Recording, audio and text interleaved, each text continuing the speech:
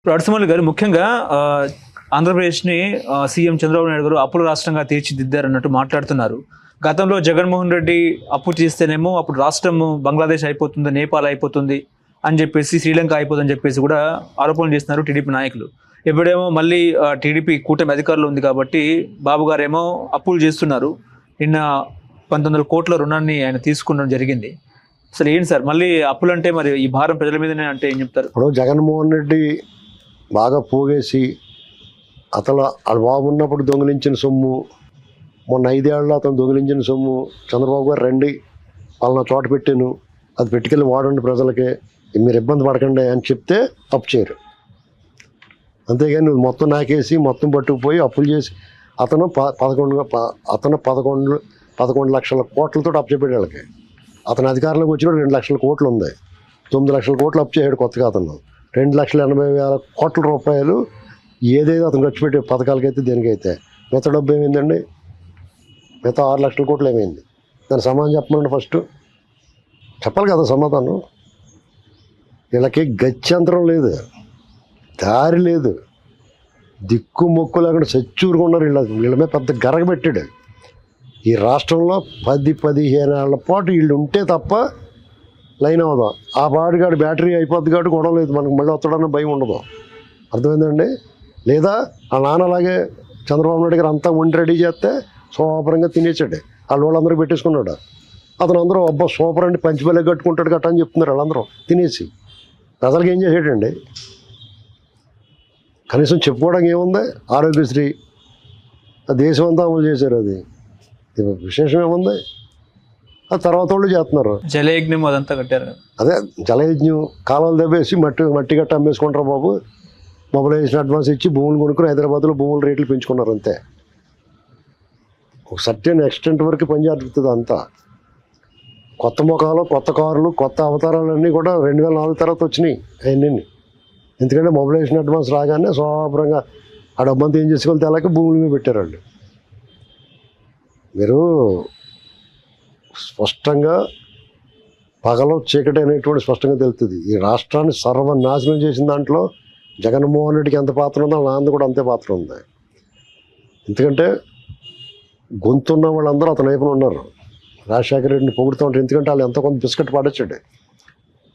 జర్నలిస్టులుగా ఉన్న వాళ్ళందరూ బాగా చూసుకున్నాడు, అది మాత్రం కరెక్టే. కూడా తిరిగితే మీరు బలెండ్ అవుతారండి, మీ చిరునవ్వు అవుతారు, దాని వెనకాల ఎంత విషయం ఉందా అతను నవ్వుతారు గట్ట అనేటికి బాగా డబ్బులు పడేసుకోవడం వాళ్ళకి. దాంతో డెఫినెట్గా పొగుడుతారు.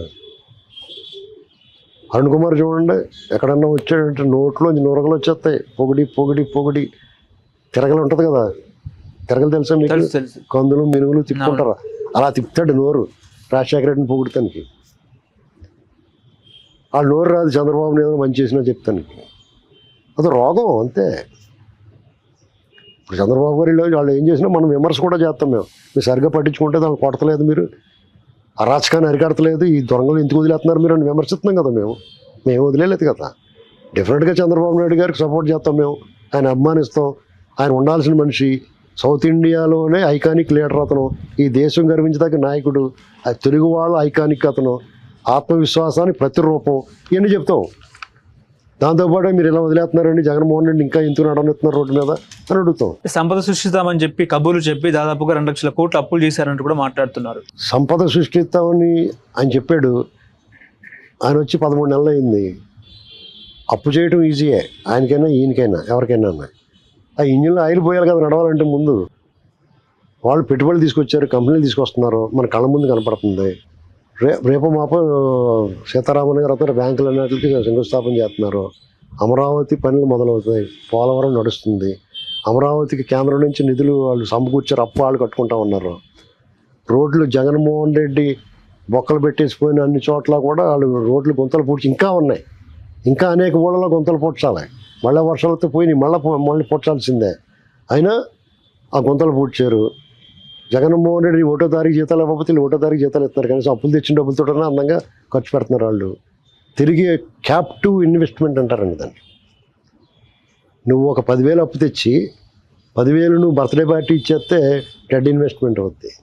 క్యాప్టివ్ ఇన్వెస్ట్మెంట్ అంటే ఆ 10,000 పెట్టి నువ్వు ఏదైనా ఒక వస్తువు ప్రోడక్ట్ ఉన్నదాన్ని ఉత్పత్తి చేసి దాన్ని కొన్నావు అనుకో, దానివల్ల ₹1 ఆదాయం వస్తుంది అనుకో, అది వీళ్ళు చేసే పని. దానివల్ల ప్రజలకు ఉపయోగపడుద్ది. సంపద సృష్టించడం అంటే అదే.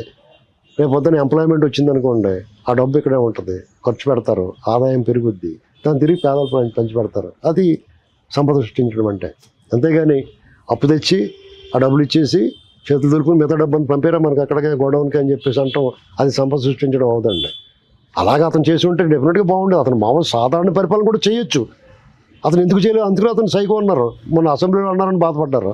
అతను నిజంగానే సైకో, పైశాచిక మనస్తత్వం ఉన్నదని అంటారు. దాన్ని సైకో అనేది చిన్న పదంతో అంటాం వల్ల అదే మనకి బూతులా కనపడుతుంది, కానీ అతని పైశాచిక మనస్తత్వం. పెత్తనం కావాలంటే అధికారం కావాలి, అధికారం కావాలంటే డబ్బు కావాలి. ఈ మూడు ఉంటే చాలా తిరగలేదు అనుకున్నాడు. ఇవన్నీ నిలబెట్టుకోవాలంటే కొంతమందికి విసరాలి, కొంతమందికి విసిరేడు, అది పని జరగలేదు. అంతకన్నా బాగా ఇస్తున్నాడు అంటే అటే పోతారు. అది అర్థమైంది ఇప్పుడు అతనికి. దానికి ఒక పరిమితి లేదు కదండి. పరిమితి ఏముంటుంది? ఇవాళ అతను మళ్ళీ వచ్చి పెన్షన్ 4,000 ఇస్తున్నారు కదా, నేను 6,000 ఇస్తానంటే కూడా అతను నమ్మరు. ఎందుకంటే ఏళ్ల ప్రభుత్వంలో కూడా ఎవరన్నా బాధపడే వాళ్ళు ఉంటే ఉండొచ్చు. డెఫినెట్గా కొంతమందికి ఇబ్బందులు ఉంటాయి. అందరూ చాలా 100% సంతోషంగా ఉండకపోవచ్చు, ఒక 80% సంతోషంగా ఉన్నారు. బాధపడే వాళ్ళు ఉంటారు, ఇంకా ఒక 20% ఉంటారు, ఇబ్బంది పడే వాళ్ళు ఉంటారు, కరెంటు బిల్లు తట్టుకోలేని వాళ్ళు ఉంటారు, కొన్ని పథకాలు అందని వాళ్ళు ఉంటారు, కొత్తగా పెన్షన్ రాని వాళ్ళు ఉంటారు, రకరకాల బాధలు పడే వాళ్ళు ఉంటారు. లేకపోతే కొంతమంది ఎమ్మెల్యేల వాళ్ళు ఇబ్బంది పడే వాళ్ళు ఉంటారు. వాళ్ళందరూ కూడా ఒకళ్ళు నిజంగా ఇబ్బంది పడుతున్నా కానీ వాళ్ళకి ఇది పెనం మీద ఉన్నట్టు ఉంటుంది, కానీ పొయ్యిలో పడడానికి ఇష్టపడరు, ఇక్కడే ఉంటాం అనుకుంటారు. ఇతని జోలికి మాత్రం వెళ్ళరు. ఇది మాత్రం వాస్తవం. ఎందుకంటే ఇతను ఎంత ఇబ్బంది పడిన ఎంప్లాయీస్ అయినా సరే మాకు అవి కావాలి ఈ కావాలని అడుగుతున్నారు. జగన్మోహన్ రెడ్డి అయ్యాంలో ఒక్క నోరిపితే లోపల తీసుకెళ్ళి శివాజీ ట్రీట్మెంట్ ఇచ్చేవారు.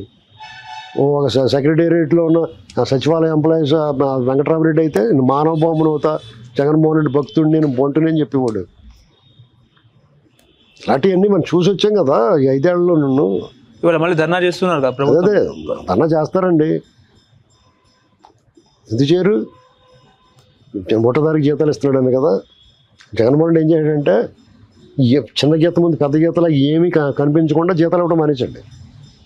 అప్పుడు ఏం చేస్తాం, మాకు జీతం ఇవ్వండి చాలు, తర్వాత సంగతి తర్వాత చూసుకుందాం ఉంటారు.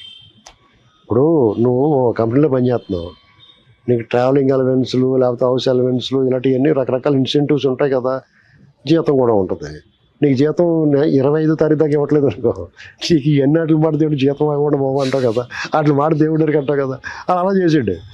వీళ్ళు జీతం అందంగా ఇచ్చేస్తున్నారు కదా, జీతం ఇచ్చారు కదా, మరి ఆటలు మాట ఏంటని అడుగుతున్నారు. ఇప్పుడు అవి కూడా చేస్తారు. అయ్యో ఇప్పుడు చంద్రబాబు నాయుడు గారు రాష్ట్రం ఎంప్లాయీస్ ఫ్రెండ్లీగా ఉన్నాడు. ఆయన 2014 నుంచి చూసుకోండి, కంప్లీట్ ఉల్టా.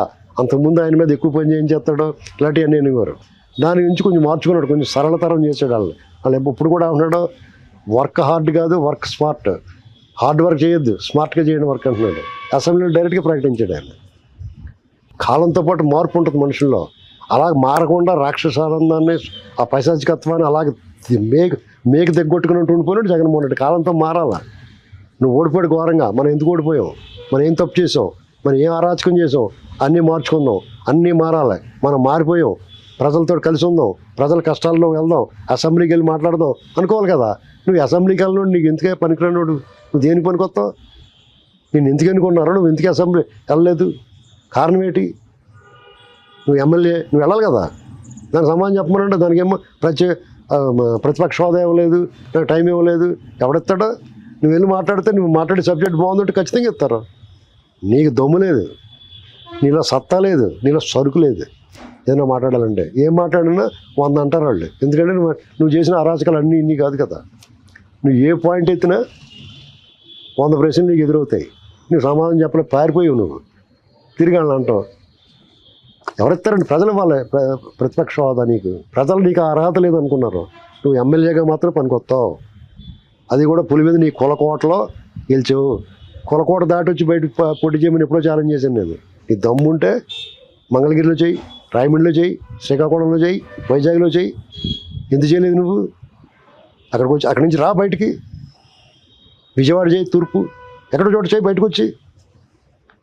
వీళ్ళేం ప్రగల్భాలు పలకలేదు. చంద్రబాబు నాయుడు గారు నియోజకవర్గంలో వాళ్ళ కులపోళ్ళు 5% కూడా ఉండరు, 2% కూడా ఉండరు. మంగళగిరిలో ఏ సామాజిక వర్గాలు ఎక్కువ ఉన్నాయి ఒకసారి చూసుకో నువ్వు. బాలకృష్ణ నియోజకవర్గం ఎన్ని ఉన్నాయి? దమ్ము అంటే అది, సత్తా అంటే అది రాజకీయ నాయకుడు అంటే.